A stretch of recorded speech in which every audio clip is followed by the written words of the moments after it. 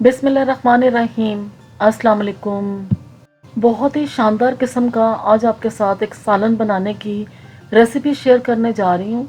और आज का सालन हम बनाएंगे टिंडे गोश्त, जो बहुत ही मज़ेदार, बहुत ही कमाल का बन के तैयार होगा।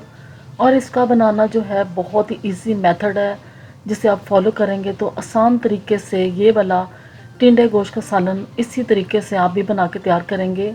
टिंडे और गोश्त का सालन हम बनाएंगे चिकन में, जिसमें हम टिंडों को भी अच्छे तरीके से गलाएंगे और चिकन को भी इस तरह पकाएंगे कि इसकी बोटियां बिल्कुल भी नहीं टूटेंगी।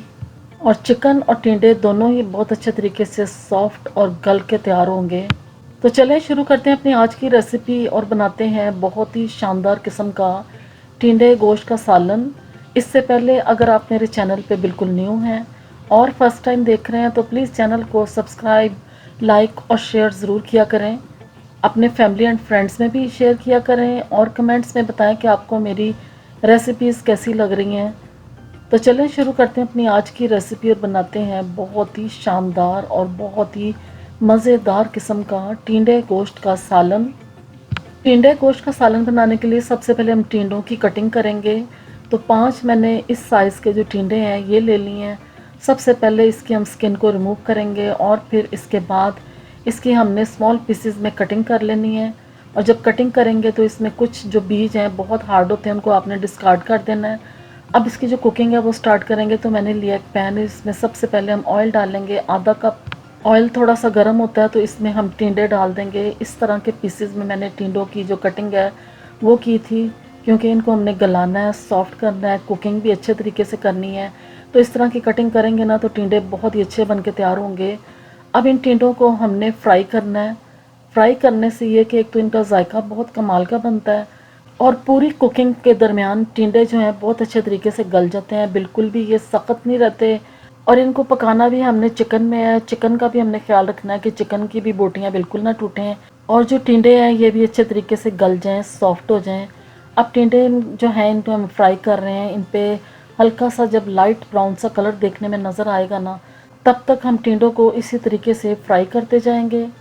इस तरह टिंडों की जो आधी कुकिंग है वो इसी तरीके से हम करके तैयार कर लेंगे।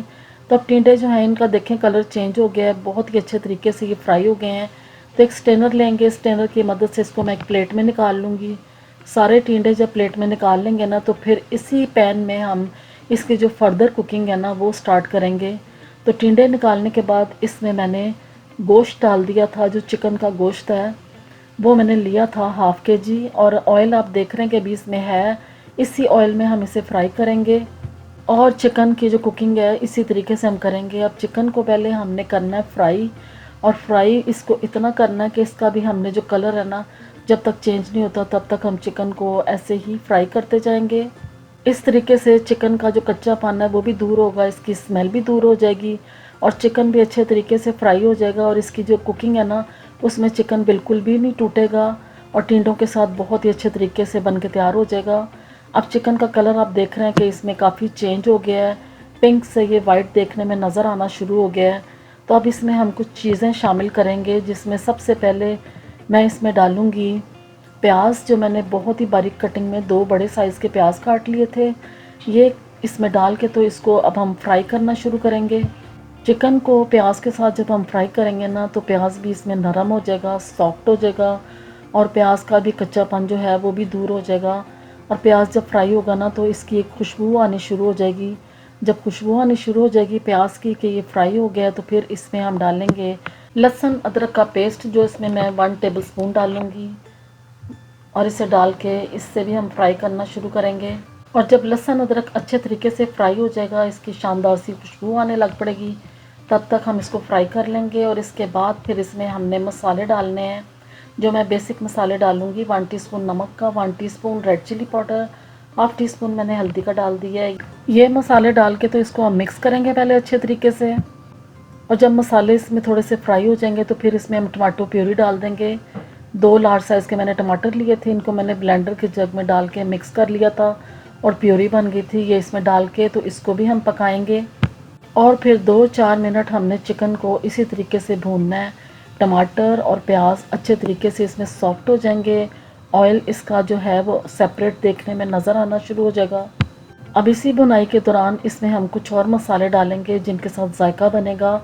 तो मैं इसमें डालूँगी 1 टीस्पून सफ़ेद ज़ीरा और 4 लौंग मैंने डाल दी हैं।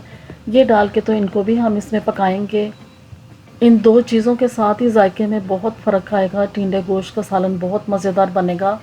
अब ये मसाले इसमें मैंने अच्छे तरीके से पका लिए हैं, तो अब इसमें ग्रीन चिलीज़ डालेंगे। बड़े साइज़ की एक मैंने ग्रीन चिली ली थी, स्मॉल पीसेस में काट के ये डाल दी है। इसको भी हम इसमें मिक्स करेंगे, 1-2 मिनट फ्राई करेंगे। और जब ये अच्छे तरीके से इसमें फ्राई हो जाएगी ना, इसका अरोमा और टेस्ट इसमें आ जाएगा, तो फिर हमने जो टिंडे फ्राई करके रखे थे वो इस चिकन में डाल देंगे। अब इस टाइम पे टिंडे और चिकन जो है ये आधे आधे पक चुके हैं और बाकी इसकी कुकिंग जो है वो रह गई है, जिसमें दोनों बहुत ही अच्छे तरीके से पक के तैयार होंगे।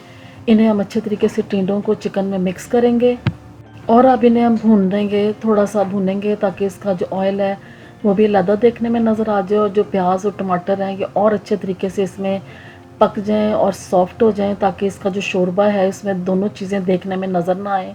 अब इसमें मैंने हरा धनिया डाल दिया था 1 मुट्ठी भर के, एक बड़े साइज़ की सब्ज़ मिर्च भी डाल दी है। ये दोनों चीज़ें डाल के इसको भी हम मिक्स करेंगे और फिर इसको हम थोड़ा सा भूनेंगे ताकि इनका भी अरोमा और टेस्ट इसमें अच्छे तरीके से आ जाए।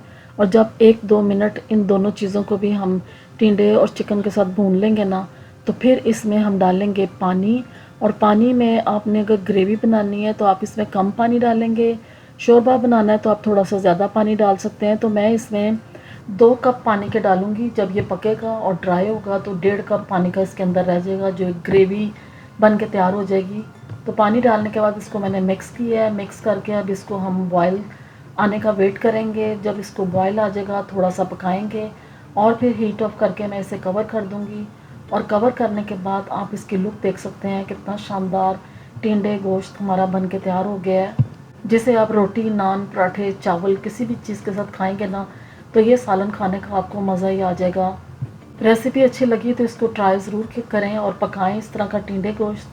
अपनी फैमिली एंड फ्रेंड्स में भी शेयर करें और मुझे कमेंट्स में बताएं कि आपको मेरी रेसिपीज़ कैसी लग रही हैं। अल्लाह हाफिज़।